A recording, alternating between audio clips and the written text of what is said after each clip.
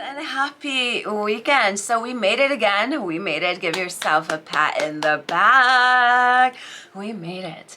Hello guys, my name is Natalia and I'm the creator of Light Witch Tarot, and I am very upbeat today because the coffee is working, right? And today we are doing our reading for December 21st to December 27th. So first I'm going to read a little bit to you about the astrological energy for next week. So we have the first day of winter is on Monday, December 21st. This is the last seasonal change of the year and the day when the sun enters Capricorn.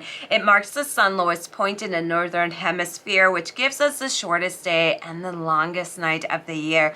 Now, the first day of winter is called the winter solstice because it's a stopping point before the light of the sun begins to increase again by 1 to 2 minutes per day. At the winter solstice, candles, and you can use red, you can use green, you can use red to represent the lifeblood and green to represent growth and health, decoration. So those are your colors, but as a curandera, I love to use my non-colored candles. Now, fairy lights, bonfires, and parties serve us as a reminder that renewal and rebirth follows death. So after the darkest day of the year, we follow the sun's increasing light and celebrate our own personal rebirth. Now, during the month when the sun is in Capricorn, your outward focus is tuned to your career or your standing in the community. This year's winter solstice has another unusual quality because it also marks a major alignment that happens only once every 20 years, the great conjunction of Jupiter and Saturn.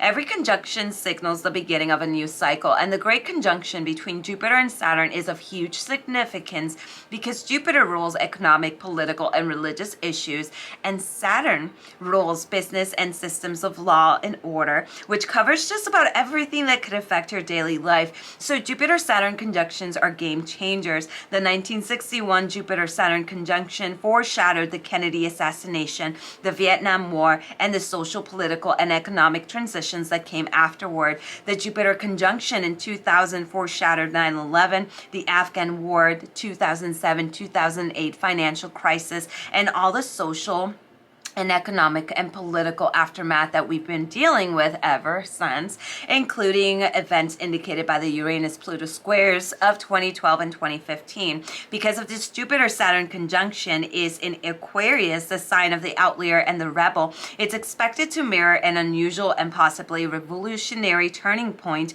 toward a new and different world order. Aquarius unpredictability makes it hard to know which way the ball will bounce, but you can bet that in the years to come, there will be major turning points in global economies, climate change, and methods of energy consumption. It's also of note that Jupiter-Saturn conjunction falls soon after the U.S. presidential election on November 7th and before Inauguration Day on January 20th. So as you can see, we have an amazing, amazing, energetic week. Now, with that being said, hopefully you guys are still with me. Let's go ahead and take a look at our purpose reading for the week of the 21st to the 27th. Now, because this energy runs deeper, right, I wanted to use some different decks. So we're going to go ahead and bring this is the Wildflower Oracle. And I'll give you the name in just a little bit. So what we're doing is, once again, focusing on life purpose, right? Instead of focusing on the outside like we've been doing, we definitely want to focus on ourselves, on self-work. So be free to use this reading as you journal, as you work with yourself and your growth, right? Because that's where I want to take our readings to, a new level of working with our life purpose.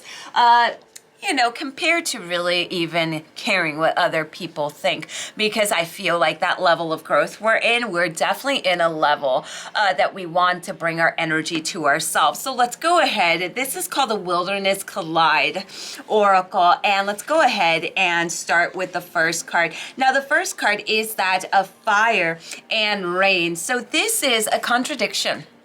basically, at its fullest, because fire and rain speaks about the greatest truth, that we're human and that we're divine, and that there will be times of great contradiction, and that in this contradiction is also perfect harmony. So if this is not a card to explain the conjunction that's happening, then I don't know what is. Now, there are things that we will not be able to explain, things that we cannot understand with our minds, but with our hearts and with our souls, we will know. Now, these things we must prove to no one. They're all within ourselves, right? Because we are all fire, we are all rain, and we don't need anybody to let us know what we can do and then who we can be and what we should do or how we should live our life. This is a very powerful energy frequency for next week. Talking about frequency, we're followed by the frequency of light. So this is a reminder that you are a frequency, and within you resides the energy of all love. You can send out this light and love others, regardless of where or when, where they're residing, how far they are from you.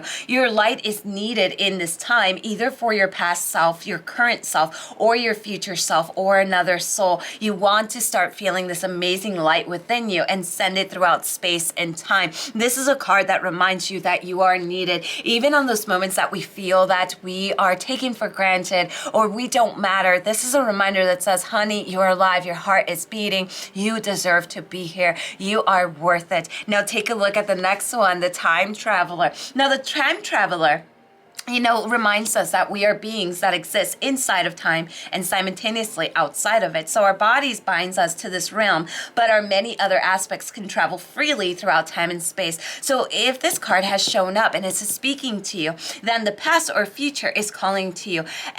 You want to start practicing a lot of ancestor work. You want to start visiting yourself at various times, cutting soul ties or cords that extend from the past. Basically, anything that has to do with releasing and cutting cords is exactly what you're being called to do. You want to take space this coming week to listen to yourself or feel the connections that are calling to you now. Now, when we take a look at the main card of this week, we are using the Art Oracles, and we have Joseph Buies. I probably said that name wrong, okay? Because come on now, you guys, you can't expect me to speak perfect English, because that's just silly. So let's try that again. Joseph Buies. Are you here? You spell it for me and teach me in the comments. Ready? So this is a reminder that you are also contributing to humanity, that your light, that your energy is needed. This may be a week that you may find yourself struggling with your self-worth. Maybe it is because you are feeling low. Maybe it is because it's time for you to look at the surrounding people or surrounding energy around you. Maybe there is absolutely nothing wrong with you. And what it really is that you're surrounded by assholes. Whatever it is, step your ground, pick yourself back up, remind yourself, you know what, I am here, I am worthy. This is going to be a great week to work with our heart center. Our heart center, our says, I am, period. It doesn't say I am worthy, I'm abundant, I am beautiful. No, the soul essence doesn't need that, because the soul essence already knows that I am. So hopefully you guys enjoyed our little weekly meetup. Remember, those of you that have just joined me or just found me, I do own a little shop. I've owned this little shop since I was very young. Not that I'm very old, but for the last 25 years, I also have 25 years of reading for people, creating custom candles and things like that. So head over to lightwitchtarotshop.com, schedule your reading today, because I have a very busy schedule. And I have a lot of readings I am now scheduling for May and June. So make sure that if you're interested, you go in there and schedule your reading today. I will see you guys next weekend. So I hope the best for you. Really reclaim your power. Remind yourself you are a badass being, okay? Really embrace that. I will see you yourselves. I will see you guys again next weekend. Maybe my English will be better by then, maybe not. Lots of love and light to you all. I love you, and I am so grateful that you're here. And I am so grateful for being here because you guys want me here, right? So as you can see, there is one person in the world who is actually grateful for you. So take that to the bank. Enjoy your week. Have a beautiful day. Lots of love and light to you all, and blessed be. Bye-bye.